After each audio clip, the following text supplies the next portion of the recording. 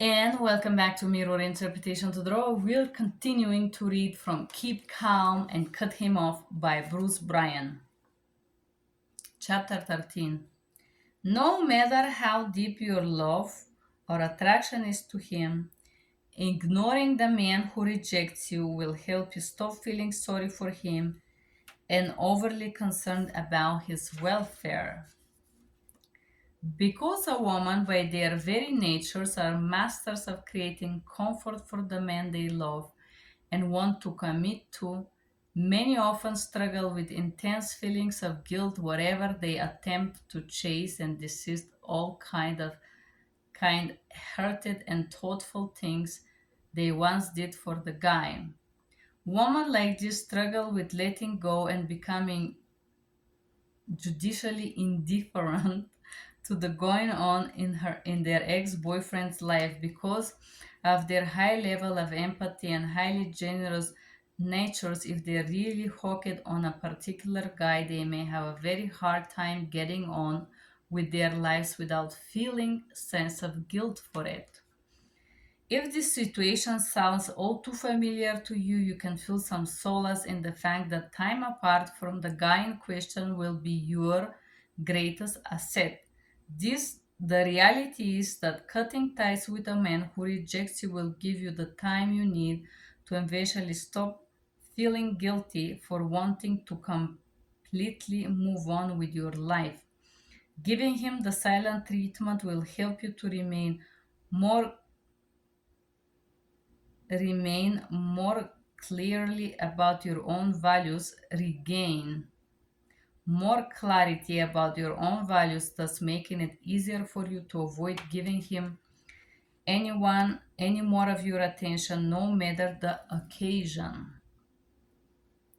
One of the trickiest things to navigate after a guy rejects you in some way is how to handle those social situations where you're not sure if going no contact is too extreme.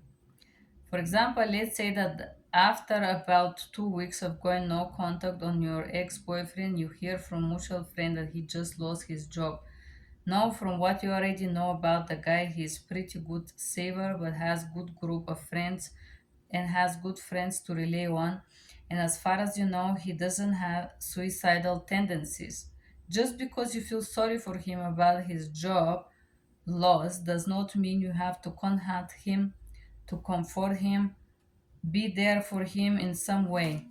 Some women believing that not saying anything is a bit too rude or extreme may feel tempted to contact him or reply to him when he contacts them in hopes of being there for him in his time of need.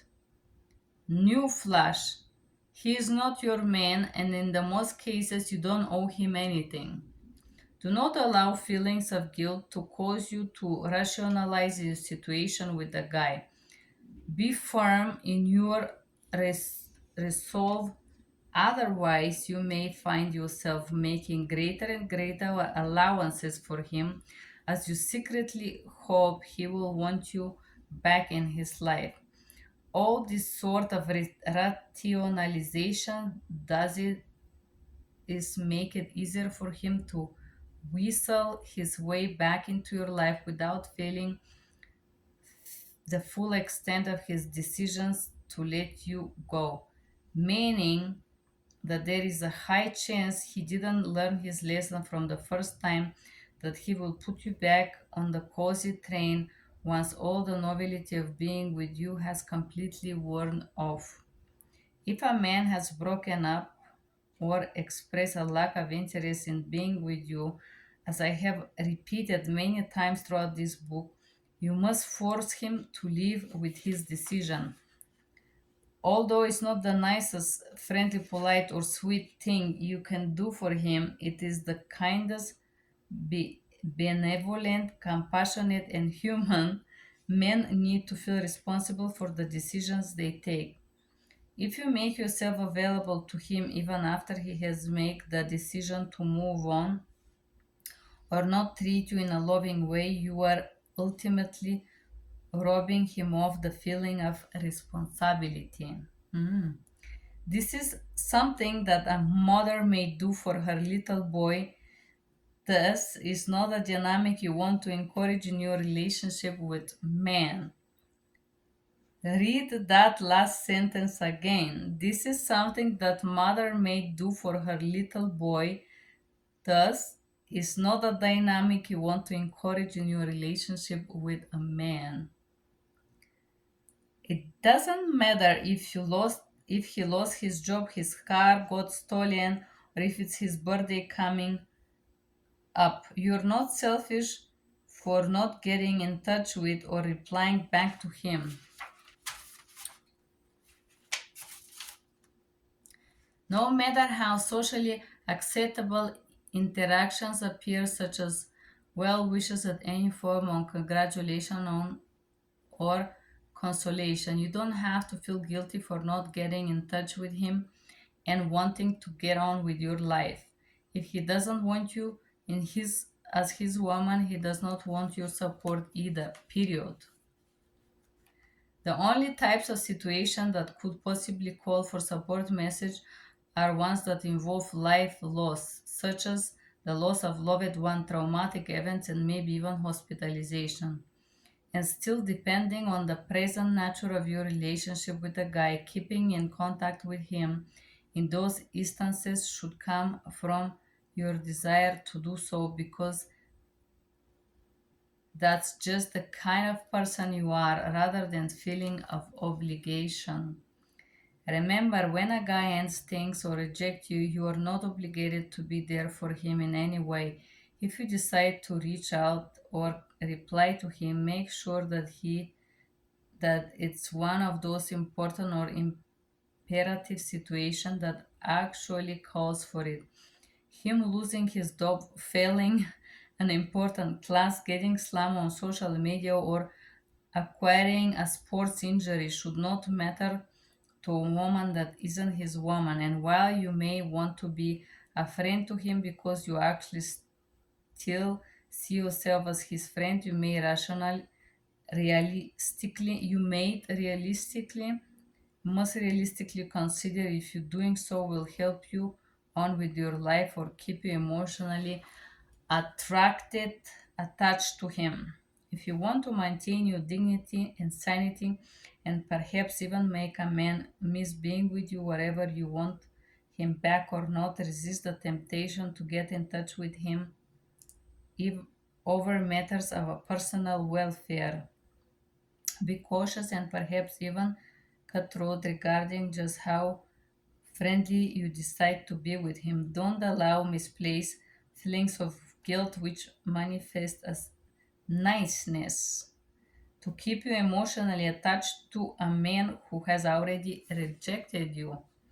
When a man makes a mistake concerning your value to him, your job is to help him realize his mistake by getting on with your life and ensuring that his life remains forever temporarily or indefinitely devoid of you.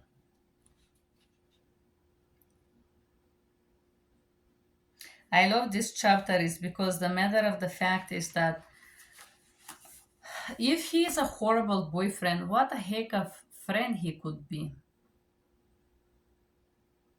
Hmm? Most of the cases, bad boyfriends are horrible friends as well, so why keep in touch?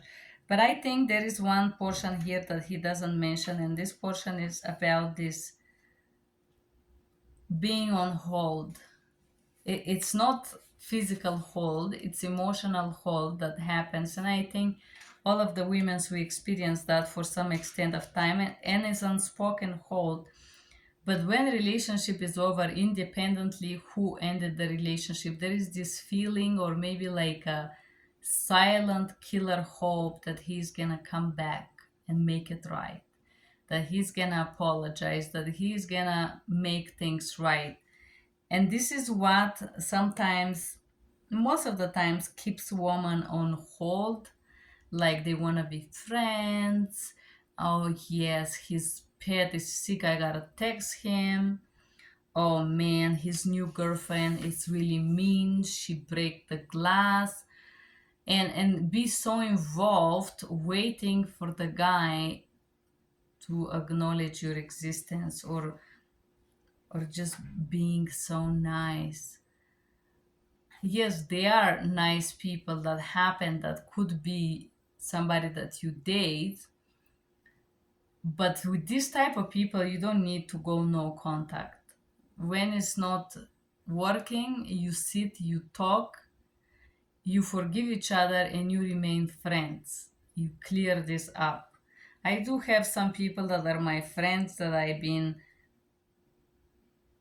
I would say, shortly dating, and for some circumstances it didn't work, but they never dump me, put me down, reject me. It's sometimes it just doesn't work in life for different reason, but there was not maliciousness in this separation or bad treatment or anything like that. uh,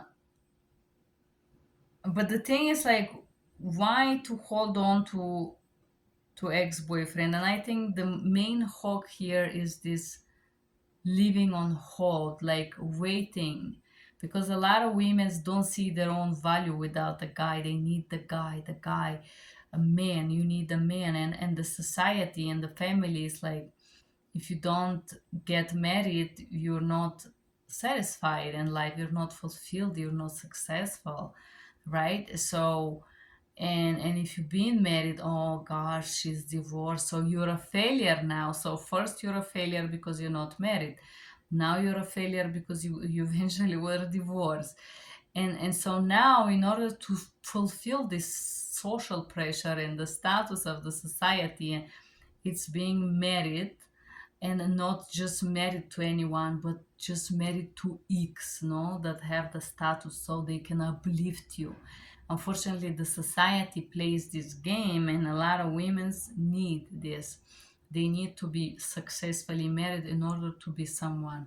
Otherwise, it's nothing there. It's nobody. It's just Miss Nobody, right? Because the women have not learned to see their own value without being married to X guy or Y or Z guy. They are trained by society that they need to be married in order to be someone.